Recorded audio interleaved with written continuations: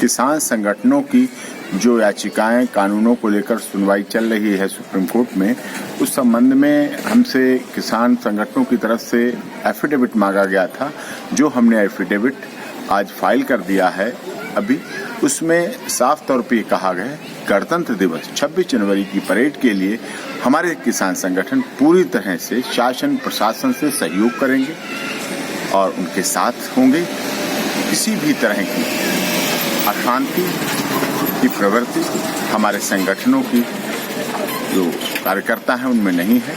और दूसरी बात, जो आज किसान कानूनों के संबंध में माननीय सर्वोच्च न्यायालय द्वारा गठित कमेटी के सदस्यों की मीटिंग हो रही है, उसका कोई औचित्य नहीं रहता है, क्योंकि 4 सदस्यीय समिति गठित की गई थी। उसमें एक सदस्य ने विड्रॉल कर लिया है, अपने को वहां से उस समिति से वापस ले लिया है और 3 सदस्य रह गए। और 3 सदस्यों की भूमिका इन कृषि कानूनों को लेकर पहले से ही शक के दायरे में रही है और जिसके बारे में हम पहले ही माननीय सर्वोच्च न्यायालय में एप्लीकेशन लगा चुके हैं। और जो भी उनके स्टेटमेंट थे, आर्टिकल थे, कृषि मंत्री जी से मुलाकात थी और जो पत्र उन्होंने कृषि कानूनों के पक्ष में जारी किए थे कि कृषि कानून ठीक है, तो इस आधार पर उनके द्वारा इन कानूनों के संबंध में आज मीटिंग करने का कोई औचित्य नहीं रहता है।